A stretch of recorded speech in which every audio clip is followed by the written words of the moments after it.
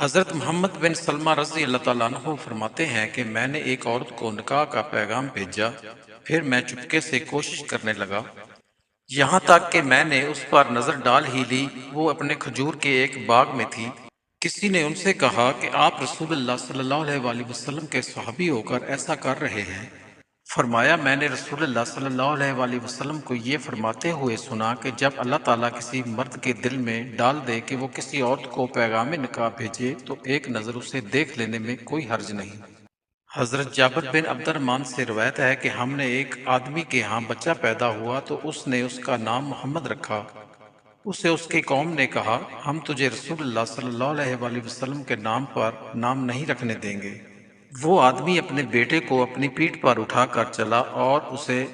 نبی کریم صلی اللہ علیہ وآلہ وسلم کے پاس لایا اور عرض کی، اے اللہ کے رسول، میرے ہاں بچہ پیدا ہوا تو میں نے اس کا نام محمد رکھا، لیکن میری قوم نے مجھے کہا ہم تجھے رسول اللہ صلی اللہ علیہ وآلہ وسلم کے نام پر نام نہیں رکھنے دیں گے۔ رسول اللہ صلی اللہ علیہ وآلہ وسلم نے فرمایا، میرے نام پر نام رکھو لیکن میری کنیت پر نہ رکھو، میں تقسیم کرنے والا ہوں اور تم میں تقسیم کرتا ہوں۔ رسول اللہ صلی اللہ علیہ وآلہ وسلم نے فرمایا، میری امت پر سب سے زیادہ رحم کرنے والے حضرت ابو بکر صدیق رضی اللہ تعالیٰ عنہ ہیں، اور اللہ کے دین میں سب سے سخت حضرت عمر رضی اللہ تعالیٰ عنہ ہیں۔ سب سے زیادہ سچی حیا والے حضرت عثمان رضی اللہ تعالیٰ عنہ ہیں۔ زیادہ بہتر فیصلہ کرنے والے حضرت علی رضی اللہ تعالیٰ عنہ ہیں۔ اللہ کی کتاب کے زیادہ عالم ابی بن کعب رضی اللہ تعالیٰ عنہ ہیں۔ حلال و حرام کا زیادہ علم رکھنے والے معاذ بن جبل رضی اللہ تعالیٰ عنہ ہیں، اور علم میراث کے زیادہ ماہر زید بن ثابت رضی اللہ تعالیٰ عنہ ہیں۔ سنو، ہر امت کا ایک امین ہوتا ہے، اور اس امت کے امین دیانتدار ابو عبیدہ بن جراح رضی اللہ تعالیٰ عنہ ہیں۔ حضرت عامر بن ربیع رضی اللہ تعالیٰ عنہ سے روایت ہے کہ نبی کریم صلی اللہ علیہ وآلہ وسلم نے فرمایا، جب تم جنازہ دیکھو تو کھڑے ہو جاؤ یہاں تک کہ وہ تم کو پیچھے چھوڑ دے یا جنازہ رکھ دیا جائے۔ مسئلہ اس حدیث سے معلوم ہوا کہ اگر کوئی شخص جنازہ کے آگے ہے یا بیٹھا ہوا ہے تو جنازے کے ادب میں ہے کہ جنازے کو دیکھ کر کھڑا ہو جائے اور جنازے کو آگے کرے اور جنازے سے پیچھے پیچھے چلے اور اس وقت تک نہ بیٹھے جب تک کہ جنازے کو رکھ نہ دیا جائے۔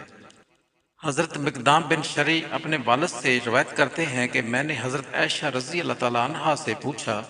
کہ بستی اور دیہات میں سکونت اختیار کرنا کیسا ہے، تو انہوں نے کہا، رسول اللہ صلی اللہ علیہ وآلہ وسلم کبھی کبھار ان ٹیلوں اور میدانوں کی طرف چلے جایا کرتے تھے۔ آپ نے ایک بار باہر جانے کا ارادہ فرمایا اور میری طرف صدقہ کے اونٹوں میں سے ایک جوان اونٹنی بھیجی کہ سواری کے دوران میں اس پر کچھ سختی کرنی پڑتی، تو آپ نے فرمایا، عائشہ، نرم خوش سے کام لو، نرمی جس چیز میں بھی آ جائے وہ مزین ہو جاتی ہے، اور جس سے نکال لی جائے وہ عیب دار ہو جاتی ہے۔ رسول اللہ صلی اللہ علیہ وآلہ وسلم نے فرمایا، جسے کوئی تحفہ دیا جائے پھر اگر اسے میسر ہو تو اس کا بدلہ دے، اور جسے میسر نہ ہو وہ تحفہ دینے والے کی تعریف کرے، اس لیے کہ جس نے تعریف کی اس نے اس کا شکریہ ادا کیا، اور جس نے نعمت کو چھپا لیا اس نے کفران نعمت کیا، اور جس نے اپنے آپ کو اس چیز سے سنوارا جو وہ نہیں دیا گیا تو وہ جھوٹ کے دو کپڑے پہننے والے کی طرح ہے۔ رسول اللہ صلی اللہ علیہ وآلہ وسلم نے ارشاد فرمایا، نیکی ہی عمر کو بڑھاتی ہے اور تقدیر کو دعا کے علاوہ کوئی چیز نہیں ٹال سکتی، اور کبھی آدمی اپنے گناہ کی وجہ سے ملنے والے رزق سے محروم ہو جاتا ہے۔ رسول اللہ صلی اللہ علیہ وآلہ وسلم نے فرمایا، اس ذات کی قسم جس کے ہاتھ میں محمد صلی اللہ علیہ وآلہ وسلم کی جان ہے، اس امت کے جس یہودی اور عیسائی نے میرے متعلق سن لیا اور پھر وہ مجھ پر اتارے گئے دین و شریعت پر ایمان لائے بغیر فوت ہو جائے تو وہ جہنمی ہے۔ نبی کریم صلی اللہ علیہ وآلہ وسلم نے فرمایا، کوئی ایسا مسلمان بندہ نہیں جو ہر روز اللہ کے لیے فرائض کے علاوہ 12 رکعات سنتے ادا کرتا ہے، مگر اللہ تعالیٰ اس کے لیے جنت میں ایک گھر بنا دیتا ہے، یا اس کے لیے جنت میں ایک گھر بنا دیا جاتا ہے۔